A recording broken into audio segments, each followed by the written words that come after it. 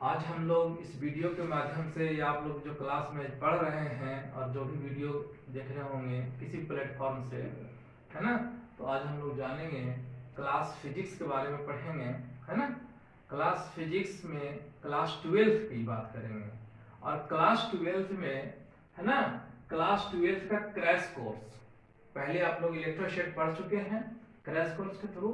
मेरे चैनल का नाम जैसा कि जानते हैं जितेंद्र कुमार जिप्रो J5, है ना। एक्चुअली क्या है कि पूरा 12th जो है ना सिलेबस जो है, तो वो 5 सेक्शन 5 यूनिट जो 2 बुक जो है 11th कह रहे हैं 12th का जो फिजिक्स है एनसीईआरटी का, वो टोटल 15 चैप्टर है दोनों बुक मिला करके, दोनों वॉल्यूम मिला करके, है ना। जैसे ये फर्स्ट वॉल्यूम है और ये सेकेंड वॉल्यूम जैसे हम पहले इंट्रोड्यूस कर चुके हैं। तो ये फर्स्ट जो है, तो फर्स्ट वॉल्यूम में जो है 5 यूनिट को लिया सिलेबस में।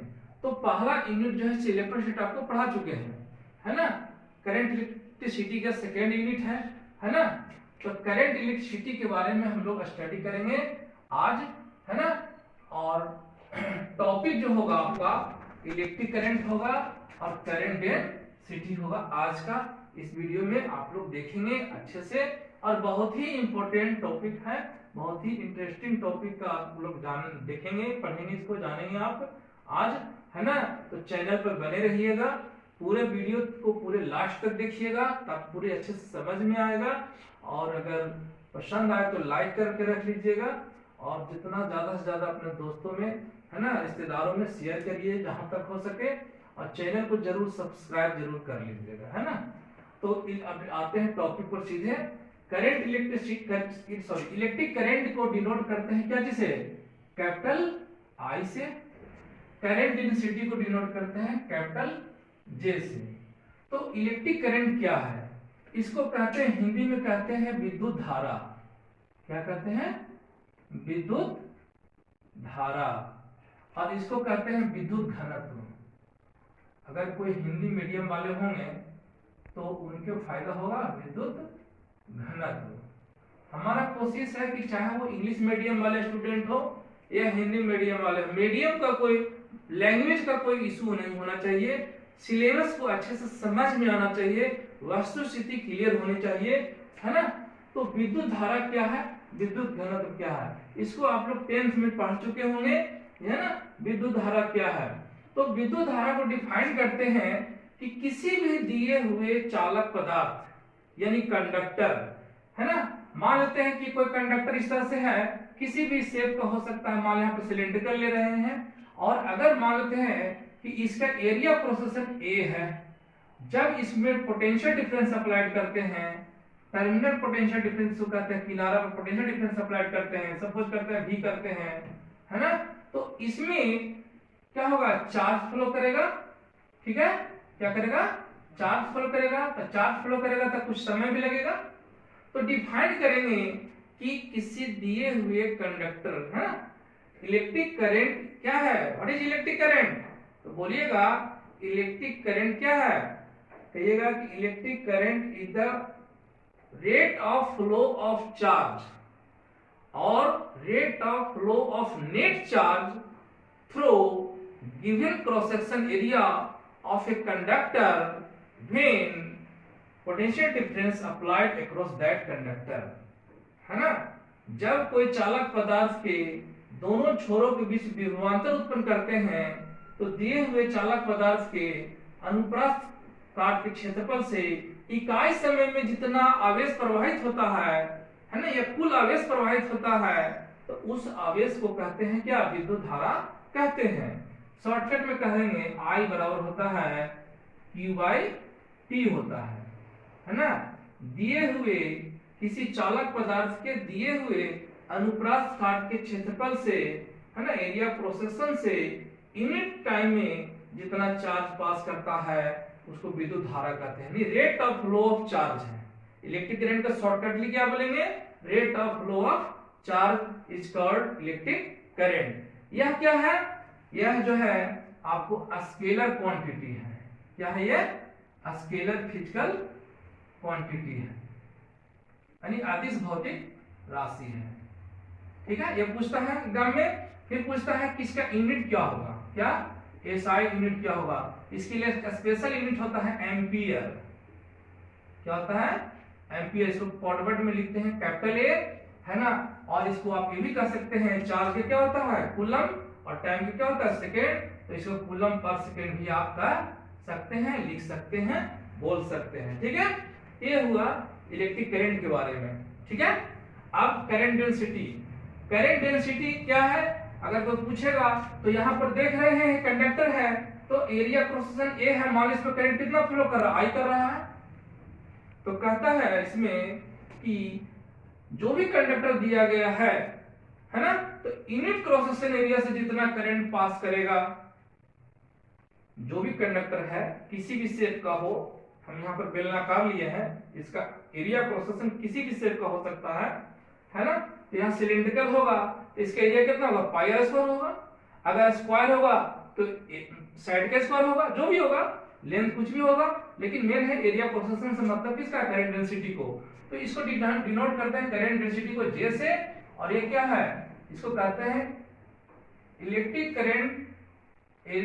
Current passing through unit cross section area is called current density. यानी इकाई अनुप्रस्थ काट के क्षेत्रफल से प्रवाहित होने वाला विद्युत धारा का परिमाण को, है ना, क्या कहते हैं, मैग्नीट्यूड को क्या कहते हैं, करंट डेंसिटी कहते हैं। करंट डेंसिटी क्या है, करंट डेंसिटी जो है यह वेक्टर क्वांटिटी है, यह स्केलर क्वांटिटी है, यह वेक्टर क्वांटिटी है।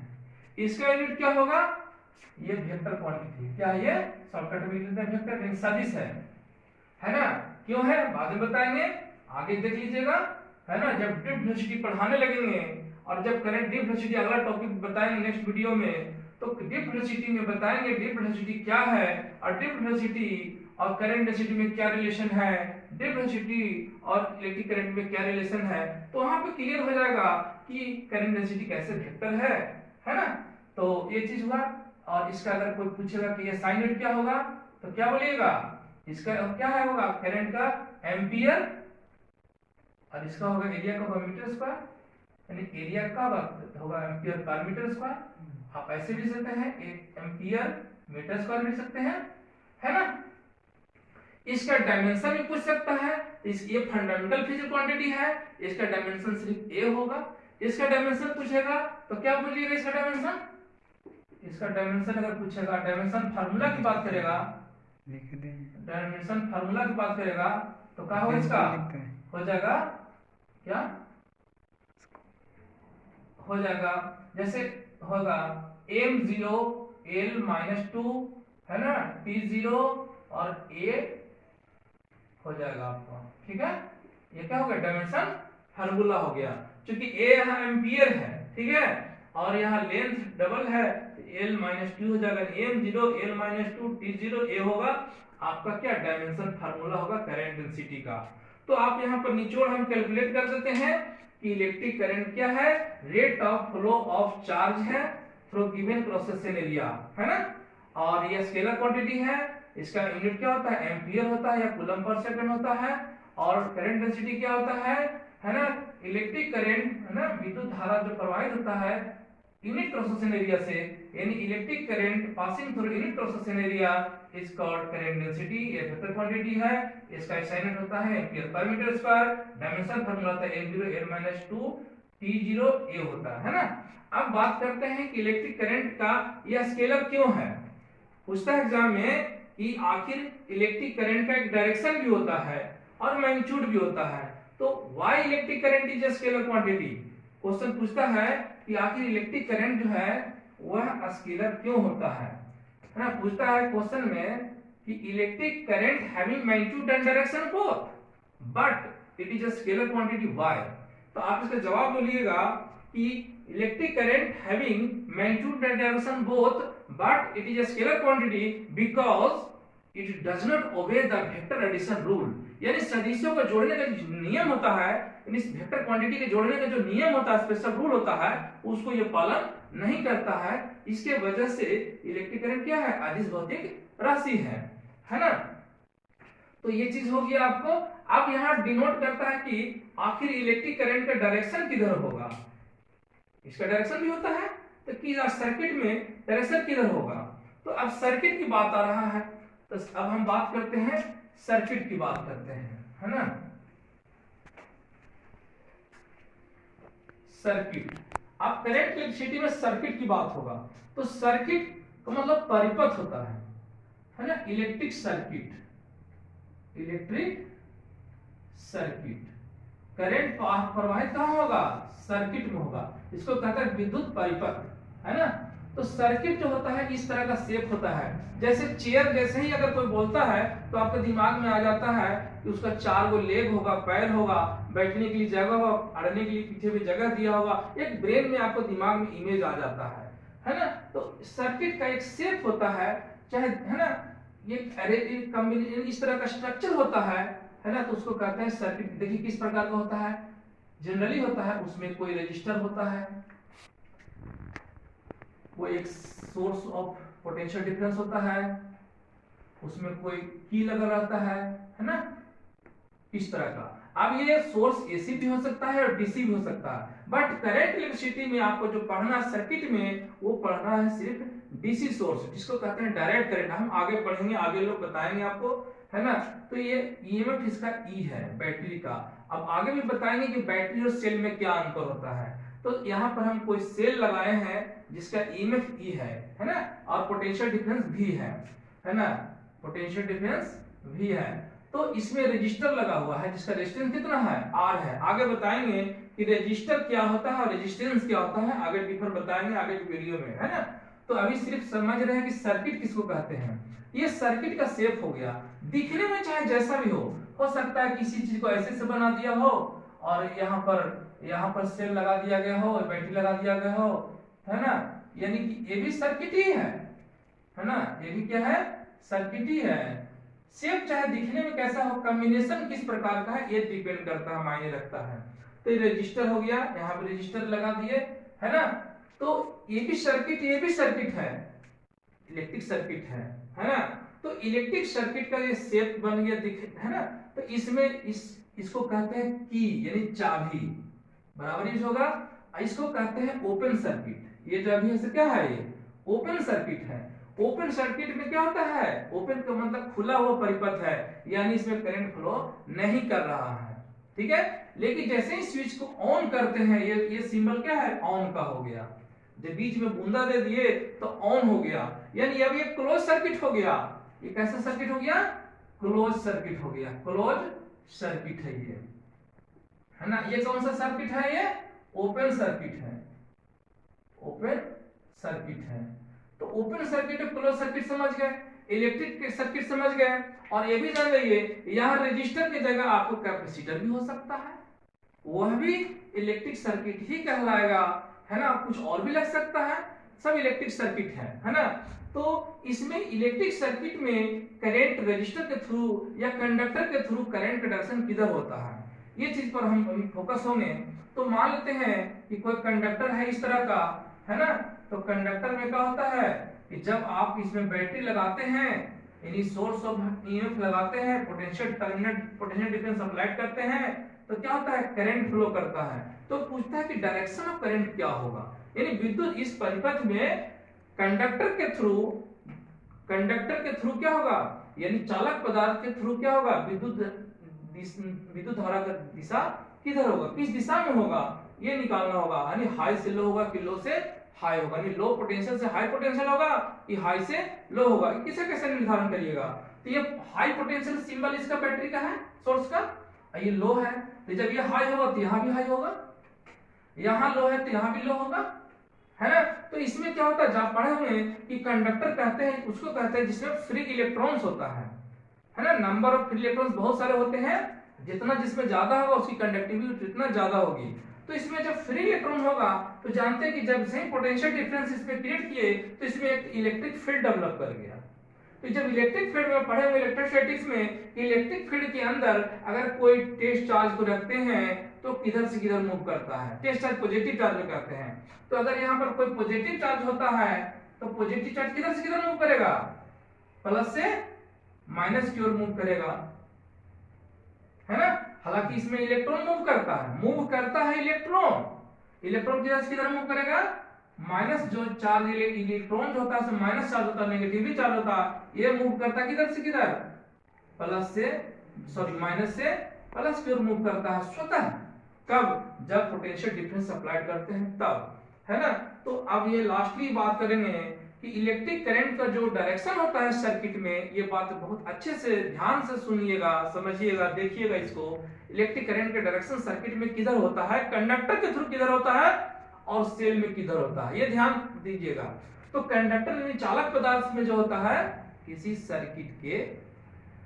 सर्किट में चालक पदार्थ के थ्रू जब हम विभवांतर उत्पन्न करते हैं तो विद्युत धारा का जो दिशा होता है वह इलेक्ट्रॉन के या नेगेटिव चार्ज के फ्लो के जस्ट अपोजिट होता लिया जाता है, यह मान्यता है ना। यानी कि करंट का डायरेक्शन किधर होगा, आई।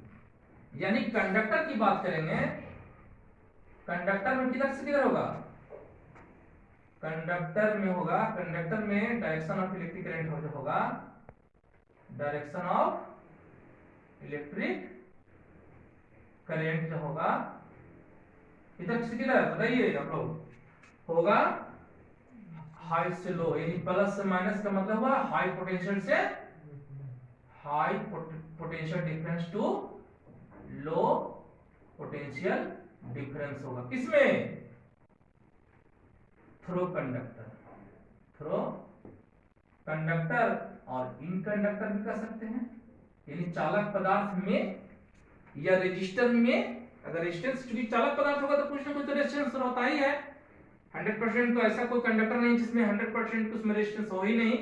और अगर वैसा अगर कोई कंडक्टर है उसको सुपर कंडक्टर कहते हैं, वायर कहते हैं, जो कि जनरली होता नहीं है, कुछ ना कुछ रेजिस्टेंस होता ही है ना। तो ये चीज हुआ। तो अगर ये सर्किट है तो सर्किट में कंडक्टर के थ्रू जो पास होगा करंट होगा किधर, हाई से लो की ओर। लेकिन अगर पूछेगा सेल में किधर होगा, बैटरी के अंदर किधर होगा, इसमें अगर बात करेंगे, इसमें जब बात करेंगे तो किधर से किधर होगा, from low potential difference to high potential difference. देख रहे हैं सेल के अंदर क्या हो रहा है, लो से हाई, कंडक्टर की किधर किधर हो रहा है, हाई से लो। ये बात याद रखिएगा। तो जनरली पूछता है, कंडक्टर में ही पूछता है कि चालक पदार्थ में किसी सर्किट के, इलेक्ट्रिक सर्किट के में क्या होता है, विद्युत धारा का जो दिशा होता है हाई पोटेंशियल से लो पोटेंशियल की ओर हमेशा होता है ना। यानी इलेक्ट्रॉन जिधर फ्लो करता है उसके जस्ट अपोजिट लिया जाता है, ये मान्यता है। ठीक है, इसमें कंफ्यूजन आप लोगों को तो नहीं होना चाहिए अब, है ना। तो ये आपको टॉपिक आज कंप्लीट कर दिए, electric current and current density, है ना। तो अगर वीडियो आप लोग को अच्छा लगा हो, थोड़ा सा भी अच्छा लगा हो, इसको लाइक कर लीजिएगा और चैनल पर अगर पहली बार आए होंगे तो सब्सक्राइब करके रख लीजिएगा, है ना, ताकि इंपॉर्टेंट वीडियो एजुकेशन से संबंधित, फिजिक्स से और भी तरह के एजुकेशन से संबंधित वीडियो आपको मिलते रहेगा। और ज्यादा से ज्यादा जितना हो सके आप लोग मतलब शेयर करें अपने दोस्तों के बीच में, और बेल आइकन को जरूर से जरूर आप लोग दबा लें, नोटिफिकेशन आप लोग को मिलते रहेगा। और थैंक्स फॉर वाचिंग, वीडियो देखने के लिए धन्यवाद।